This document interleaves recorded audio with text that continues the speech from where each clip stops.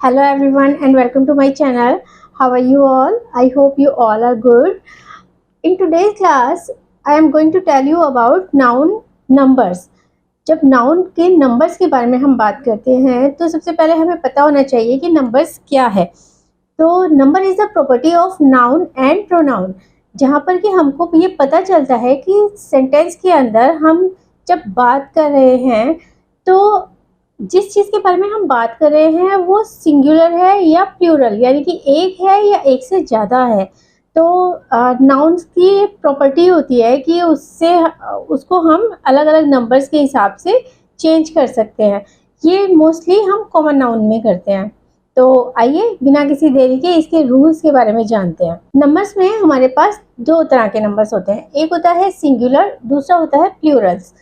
Singular मतलब कि वो सिंगल एक है, और प्लूरल यानी कि वो एक से ज़्यादा है, वो दो भी हो सकते हैं और 100 भी हो सकते हैं। तो आज की ये जो वीडियो है इसमें हम पता लगाएंगे वो रूल्स जिसकी वजह से हम चेंज कर सकते हैं नंबर्स को, जिससे हम की फॉर्म कर सकते हैं नंबर्स। तो जो फर्स्ट रूल आता है नाउन को नंबर्स में चेंज करने के लिए, तो उसमें आता है कि मोस्टली हम जब भी किसी भी नाउन को चेंज करते हैं प्लूरल्स में तो हम एस लगाते हैं। शब्द खत्म होता है उसके बाद एस लगा देते हैं। तो इसमें हमें सिर्फ ध्यान ये रखना होता है कि ये ज़्यादातर वो शब्द होते हैं जिनमें कि एंड में, बिल्कुल लास्ट में वर्ड के जहाँ पर वो ख़त्म हो रहा है वहाँ पर कोई ना कोई कॉन्सोनेंट हमें नज़र आना चाहिए, तो हम एस लगा देंगे उसमें। यानी कि जहाँ भी कॉन्सोनेंट होगा वहाँ पर हम एस लगाकर उसको प्लूरल बना सकते हैं। जैसे कि एग्जाम्पल अगर हम देख लें तो इसमें होता है actor, actress, actors, owl, owls, queen, queens, Indian, Indians, rabbit, rabbits. तो ये जो सारे के सारे हैं हमने वर्ड्स देखे यहाँ पर एग्जाम्पल में देखे, उसमें सब में पीछे लास्ट में कॉन्सोनेंट आ रहा था तो इसलिए हमने एस लगा दिया। लेकिन जैसे कि मैं हमेशा जब भी आपको इंग्लिश की हमारी ये बात होती है इंग्लिश के बारे में, तो मैं हमेशा आपको बताती हूँ कि इंग्लिश में every rule has an exception, यानी कि हर रूल के साथ एक ना एक एक्सेप्शन जुड़ा हुआ है। तो हमें जब भी हम इंग्लिश सीखते हैं या फिर इंग्लिश के बारे में हम सीखना चाहते हैं तो हमें एक्सेप्शंस के लिए तैयार रहना चाहिए। अब इस रूल में भी एक एक्सेप्शन है, जैसे कि अगर हम काइट लिखते हैं तो लास्ट में कॉन्सोनेंट नहीं वाउल आ रहा है, लेकिन हम तब भी उसमें एस लगा देंगे। तो इस तरीके से काफ़ी सारे शब्द ऐसे हमें मिल जाएंगे जिसमें कि हमें लास्ट में वाउल आ रहा है लेकिन हमें उसमें भी एस लगाना है। तो इंग्लिश में एक्सेप्शन के लिए ऑलवेज हमें रेडी रहना पड़ता है, राइट। उसके बाद बात कर लेते हैं नेक्स्ट रूल की। नेक्स्ट रूल इसका होता है कि जब भी हम कोई शब्द देखते हैं जिसमें एंड में, उसके आखिर में एस लगा हुआ है या फिर एक्स लगा हुआ है, सी एच, एस एच या फिर जेड लगा हुआ है, तब हम इन शब्दों को प्लूरल करने के लिए ई एस एक साथ लगा देते हैं उसके पीछे। तो यहाँ पर सिर्फ एस लगाने से बात नहीं बनेगी, यहाँ पर हमें एस के साथ ई भी लगाना पड़ेगा। ई एस लगाएंगे तो ये प्लूरल हो जाएगा। तो ऐसे इनके एग्जाम्पल्स देख लेते हैं। तो इसके एग्जाम्पल्स होते हैं जैसे कि gas, gases, princess, princesses, bush, bushes, bunch, bunches, tax, taxes, quiz, quizzes। तो ये जो सारे शब्द हैं इन सभी में हम देख सकते हैं कि S, S H, C H, X या फिर जी यानी कि जेड आया है। तो इस वजह से हमने इनके बाद इनको प्लूरल करने के लिए इसके साथ ई एस लगा दिया है, जिससे कि पता चल सके कि ये प्लूरल फॉर्म है। लेकिन यहाँ पर भी एक्सेप्शन, तो वो एक्सेप्शंस क्या होते हैं, जैसे कि मोनार्क। अगर हम मोनार्क लिखते हैं तो उसमें हम एंड में सी एच होता है लेकिन फिर भी हम उसमें सिर्फ एस लगाएंगे, ई एस नहीं लगेगा। इसी तरीके से स्टमक, जब हम स्टमक लिखते हैं तो उसमें भी पीछे एस लग जाएगा, भले ही वहाँ पर सी और एच है। ऑक्स, ओ एक्स जो हमारा होता है ऑक्स, तो उसमें भी हम ई एस नहीं लगाते, ई एन लगा देते हैं, ऑक्सन कर देते हैं। तो यानी कि ऐसे बहुत सारे हमारे शब्द आएंगे जिसमें कि हमें इस रूल को फॉलो नहीं करना है, क्योंकि वो एक्सेप्शंस हैं। ओके, तो आगे देख लेते हैं नेक्स्ट रूल। तो नेक्स्ट रूल में जो हम बात करेंगे वो है वाई से रिलेटेड। अब वाई से रिलेटेड भी जब हम नंबर चेंज करते हैं तो हमारे पास दो रूल्स होते हैं। एक होता है कि अगर वाई और फिर उससे जस्ट पहले कोई कॉन्सोनेंट है तो अलग रूल है, और अगर वाई के जस्ट पहले कोई वाउल है तो अलग रूल है। तो हम पहले देख लेते हैं कि कॉन्सोनेंट प्लस वाई तो क्या रूल होगा। तो जब कॉन्सोनेंट और उसके ठीक बाद में वाई आता है किसी शब्द के एंड में, तो हम वहाँ पर वाई को ड्रॉप कर देते हैं, यानी कि उसको हटा देते हैं प्लूरल फॉर्म करते वक्त, और वहाँ पर हम वाई की जगह पर आई लगा देते हैं और बाद में कर देते हैं ई एस।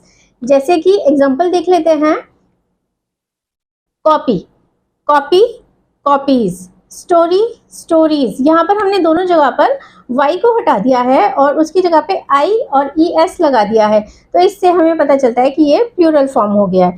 लेकिन अगर किसी वर्ड में वाउल है और उसके ठीक बाद वाई आया हुआ है, मतलब कि वाउल प्लस वाई है, तब हमें कैसे प्लूरल फॉर्म करना है। उस वक्त में हम प्लूरल फॉर्म करने के लिए सिंपल एस, किसी भी वर्ड, जो भी वर्ड हमारे पास है उसके वर्ड के पीछे एस लगा देंगे तो वो प्लूरल हो जाएगा। जैसे कि बॉय, तो यहाँ पे ओ वाई है, उसके बाद ठीक एस लगा दिया तो ये प्लूरल फॉर्म हो गया। डे, तो इस तरीके से बहुत सारे शब्द हो सकते हैं। जर्नी, की, वेज, तो ये सारे के सारे जो होते हैं इनके अंदर हमने सिंपल बस y के बाद s लगा दिया तो प्लूरल फॉर्म हो गया। तो जब भी हमें किसी शब्द के अंदर y दिखेगा तो हमें ये दोनों रूल में से पता लगाना है कि y से पहले कॉन्सोनेंट है या फिर वाउल है। तो बात कर लेते हैं नेक्स्ट रूल की। यहाँ पर ये जो रूल है ये रिलेटेड है लेटर ओ से। लेटर ओ के जस्ट पहले अगर हमारे पास कोई कॉन्सोनेंट है तो हम लगाएंगे ई एस। जनरली हम ई एस लगाते हैं। जैसे कि हमारा वर्ड हो गया पोटैटो, तो पोटैटो, तो टी कॉन्सोनेंट है, उसके जस्ट बाद में ओ आया है और ई एस लगा के हम इसका प्लूरल बना लेते हैं, पोटैटोज। इसी तरीके से टोमेटोज, और भी बहुत सारे वर्ड्स ऐसे हो जाएंगे। लेकिन इस रूल में एक हमारे पास एक्सेप्शन ये है कि काफ़ी सारे इसमें ऐसे वर्ड हैं जिसमें कॉन्सोनेंट है और उसके जस्ट बाद ओ है, तब भी हम एस ही लगाते हैं। जैसे कि वर्ड है हमारा फोटो, फोटो जो है उसमें हम ई एस नहीं लगाते, एस ही लगाते हैं। कुछ केसेस इसमें ऐसे होते हैं जिसमें कि हम कुछ भी लगा सकते हैं, यानी कि ई एस भी लगा सकते हैं और एस भी लगा सकते हैं। तो ये दोनों ही टाइप में ठीक ही होगा। जैसे कि बफलो, बफलो अगर हम लिखते हैं तो अगर हम एस लगा देते हैं तो भी प्लूरल साउंड ठीक है, और अगर हम ई एस लगा देते हैं तो भी ठीक है। तो इस तरीके से ओ का कॉन्सोनेंट प्लस ओ है तो ये रूल है। उसके बाद इसका जो सेकंड पार्ट आता है जहां पर कि वाउल प्लस ओ है, तो ओ क्योंकि खुद भी एक वाउल है और उसके आगे अगर कोई वाउल आ जाता है तो इसके लिए रूल ये होता है कि जब भी डबल वाउल एक साथ आता है किसी भी वर्ड के एंड में तो हम जनरली एस लगा देते हैं। जैसा कि हम वर्ड्स में देख सकते हैं, जू, जूस, बैम्बू, बैम्बूज, बी, बीज, ट्री, ट्रीज। इस तरीके से हमारे पास जो ये शब्द हैं जहां पर कि वाउल का साउंड डबल हो जाता है तो वहां पर भी हम एस लगाकर इसको कंप्लीट कर देते हैं। नेक्स्ट रूल है कि जो शब्द जिसमें एंड में एफ या फिर एफ ई आया हो, यानी कि वो शब्द जैसे जो एफ पर खत्म हो रहे हैं या फिर ई एफ पर खत्म हो रहे हैं, तो उसमें हमें क्या करना चाहिए। जब भी हम उसका प्लूरल बनाएंगे तो हम क्या करेंगे, एफ को या ई एफ ई जो भी हमारे पास उसमें है उसको हम ड्रॉप कर देंगे, यानी हटा देंगे, और उसकी जगह पर वी लिख देंगे। क्या लिखेंगे, वी लिख देंगे, और उसके बाद ई एस लगा देंगे। जैसे कि हम बनाते हैं नाइफ, तो यहाँ पे एफ ई, उसके बाद हम नाइफ्स कर देते हैं, उसमें एफ ई को हटाकर वी ई एस कर देते हैं। उसी तरीके से हाफ, उसको हाफ्स कर देते हैं। लाइफ, लाइफ्स कर देते हैं। लेकिन यहाँ पर भी एक्सेप्शन है, यानी कि हर रूल के साथ कोई ना कोई एक्सेप्शन जरूर है। तो इसमें क्या है, अगर हम चीफ लिखते हैं तो हम उसको चीफ्स नहीं कर देते, उसको चीफ्स कर देते हैं, मतलब उसमें पीछे एस लगा देते हैं। यहाँ पर हम एफ को ड्रॉप करके वी नहीं लगाते हैं और सीधा एस लगा देते हैं, तो ये अपने आप में ही चेंज हो जाता है। इसी तरीके से प्रूफ प्रूफ्स कर देते हैं, रूफ्स कर देते हैं। तो इस तरीके से हर रूल के साथ कोई ना कोई एक्सेप्शन जुड़ा हुआ है, तो हम इसको एकदम परफेक्ट रूल कोई भी हमारे पास नंबर्स में नहीं है। ओके, तो आगे बढ़ते हैं, अगला रूल देख लेते हैं। तो नेक्स्ट रूल की बात कर लेते हैं। नेक्स्ट रूल जो होता है हमारा, उसमें हम शब्द के अंदर आने वाले जो हमारा वाउल है उसको अगर हम चेंज कर देते हैं किसी दूसरे वाउल से, तो ये सिंगुलर से प्लूरल में चेंज हो जाता है। जैसे कि हमारा शब्द होता है मैन, तो यहाँ पर जो ए है उसको हम बदल कर ए की जगह पर ई कर देंगे तो मैन हो जाएगा, वुमन विमेन हो जाएगा, टूथ टीथ हो जाएगा, माउस माइस हो जाएगा, फूड फीट हो जाएगा। तो इस तरीके से हमने जो आने वाले उस शब्द के अंदर वाउल थे उनको चेंज किया और उससे उसका नंबर भी चेंज हो जाता है। इसी तरीके से जिन शब्दों के पीछे जैसे जो शब्द आपस में जुड़कर बने हुए होते हैं, जैसे कि वॉचमैन, तो वॉचमैन में जो पीछे मैन है उसका भी अगर हमें प्लूरल करना है तो हमें यही वाला रूल उसमें भी अप्लाई करना होगा। ओके, उसके बाद बात कर लेते हैं। नेक्स्ट हमारा जो रूल है वो है कि कंपाउंड वर्ड्स जो होते हैं, कंपाउंड वर्ड यानी कि जो 2 या 3 शब्दों को जोड़कर बनाया होता है, तो उसमें अगर हमें प्लूरल बनाना है तो हमें जो प्रिंसिपल वर्ड है उसके साथ एस लगाना है। जैसे कि अगर हम एग्जांपल लें इसका, तो होता है सिस्टर इन लॉ। तो जैसे सिस्टर इन लॉ में जो हमारा प्रिंसिपल वर्ड है वो है सिस्टर, तो हम क्या करेंगे, सिस्टर्स इन लॉ कर देंगे। ब्रदर इन लॉ तो ब्रदर्स इन लॉ कर देंगे। मतलब कि हमें लास्ट में नहीं लगाना है, हमें ये पता लगाना है कि कौन सा वर्ड इसमें प्रिंसिपल वर्ड है। जैसे कि स्टेप सिस्टर, तो स्टेप सिस्टर में हमारा जो प्रिंसिपल वर्ड है वो यहाँ भी सिस्टर ही है, तो हम यहाँ पे स्टेप सिस्टर्स कर देंगे, उसमें पीछे एस लगा देंगे। तो हमें इसमें जो भी हमारा कंपाउंड वर्ड के अंदर प्रिंसिपल वर्ड होगा उसके साथ एस लगाना है प्लूरल करने के लिए। तो नेक्स्ट रूल में बात कर लेते हैं हम ऐसे शब्दों की जो कि जब हम उन्हें देखते हैं, पढ़ते हैं या बोलते हैं तो हमें लगता है कि हम उनके प्लूरल फॉर्म में बात कर रहे हैं, लेकिन वो जब सब्जेक्ट वर्ब एग्रीमेंट का एक हमारा चैप्टर होता है इंग्लिश में, उसके हिसाब से हम उसको देखते हैं तो वो सिंगुलर ही होते हैं। यानी कि उनके साथ जो वर्ब लगती है वो उस अकॉर्डिंग लगती है जो सिंगुलर के साथ लगनी चाहिए। तो ऐसे शब्द कौन कौन से होते हैं, जैसे न्यूज़, न्यूज़ जो होता है उसका कोई भी प्लूरल फॉर्म हमारे पास नहीं होती है, हम उसे जब किसी सेंटेंस के अंदर यूज़ करते हैं तो उसको सिंगुलर की तरह ट्रीट करते हैं। ऐसे ही मैथमेटिक्स, उसमें भी पीछे एस लगा हुआ है, लेकिन देखने में हमें लग सकता है कि वो प्लूरल है, लेकिन वो प्लूरल नहीं होती है, वो सिंगुलर ही है। उसी तरीके से पॉलिटिक्स, जैसे पॉलिटिक्स में भी पीछे एस लगा हुआ है तो हमें साउंड ऐसा लगता है कि ये प्लूरल होगी, बट ये तब भी सिंगुलर ही है। तो ऐसे बहुत सारे शब्द हमारे इंग्लिश में हमें देखने के लिए मिल जाएंगे जो कि हमें साउंड तो ऐसा करते हैं जैसे कि वो प्लूरल्स हैं, लेकिन हम उन्हें हमेशा सिंगुलर की तरह से ही यूज़ करते हैं।